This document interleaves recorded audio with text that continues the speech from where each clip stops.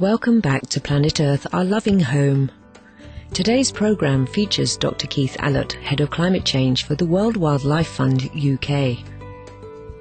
On November the 26th, 2008, the Climate Change Act 2008 was enacted in Britain. The legislation requires that by 2050, the UK's net emissions for all 6 greenhouse gases named in the Kyoto Protocol be at least 80% lower than that of the 1990 levels. The whole idea of the climate change bill is that it provides perhaps the first legally binding framework where a government is signed up to a long-term trajectory to cut its emissions quite radically. We believe that it does provide something of a flagship policy, and it begins to show some much-needed leadership that we hope will inspire other countries to follow.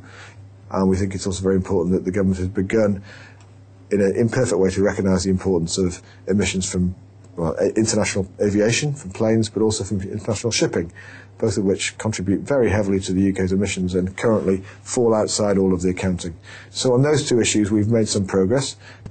Talking about emissions, the United Nations Food and Agriculture Organization that's stated that livestock industry accounts for 80% of agriculture's greenhouse gas emissions. Would you say this sector needs addressing? Absolutely. Agriculture is a major cause of greenhouse gas emissions. Agriculture leads to a lot of emissions for various reasons, partly because of the intensive agriculture leads to use of a lot of fertilizers, which is very bad for the climate. Also, the livestock industry, particularly beef and cows, produce an awful lot of methane, which is a very potent greenhouse gas. So that's particularly bad contributor to climate change.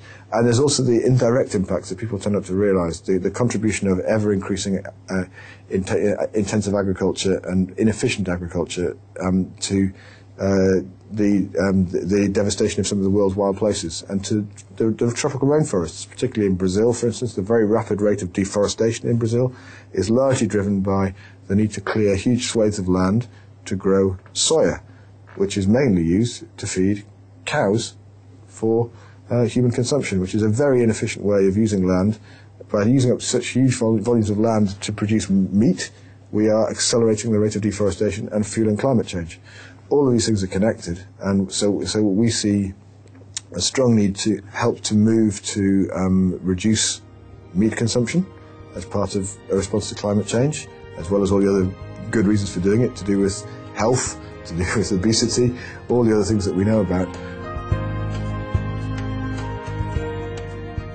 The World Wildlife Fund has initiated a programme called the One Planet Future, one component of which is called One Planet Food. The WWF has got a campaign starting called One Planet Food.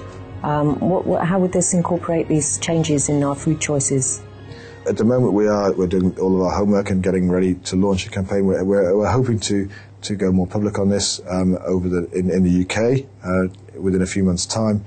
But this will be really sort of trying to work both on helping inform public choices in terms of diet and in terms of how people think about their food, but also campaigning to work with the major food companies and the retailers to make sure that they do their bit to help shift the whole impact of our food systems onto a much more sustainable path.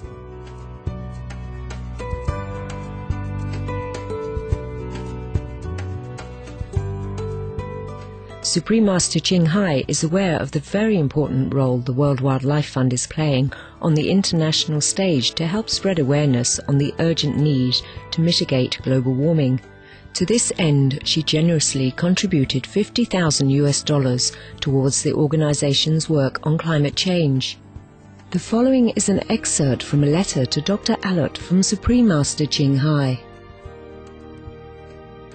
Dear Dr. Allott, we wish to sincerely thank the World Wildlife Fund for advancing humanity by revealing the truth about global warming, enabling governments and the general public to make informed decisions, thus helping to save our planet. The WWF has provided concise, updated information regarding climate change. It has been determined that the climate is changing faster than first believed, as ice caps are now predicted to melt within 5 years, 30 years ahead of earlier predictions. The WWF's clear-sighted appraisal of the alarming speed of global warming will help all countries to participate in halting climate change, giving us hope for a sustainable future. Wishing you all the best in heaven's grace. With great honour, love and blessings. The Supreme Master Ching Hai. And that is fantastically kind. Please pass on my profound thanks to the Supreme Master Ching Hai. We, as WWF, are honoured to receive this very generous gift, and all I can say is that we will use it very wisely to support our ongoing campaign to really put the world onto a sustainable path where we can live in a safe climate, both people and nature, and it will be a fantastic addition to our global campaign. Thank you very much indeed. Dr. Allott also wrote a heartfelt letter of appreciation to Supreme Master Ching Hai for the kind contribution to WWF's climate change programme. To close, we would like to convey our thanks to Dr. Keith Allott for speaking with us regarding the World Wildlife Fund UK's many activities to safeguard our biosphere. May this noble organisation's messages on halting climate change and ecological protection reach many people far and wide.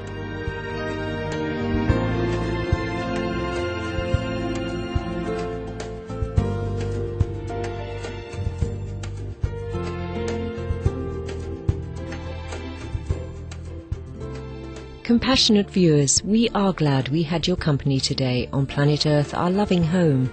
Our show airs every Wednesday here on Supreme Master Television. Please now stay tuned for enlightening entertainment after noteworthy news.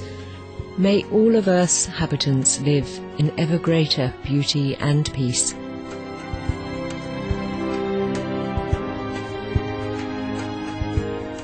For more details, please visit www.suprememastertv.com/PE.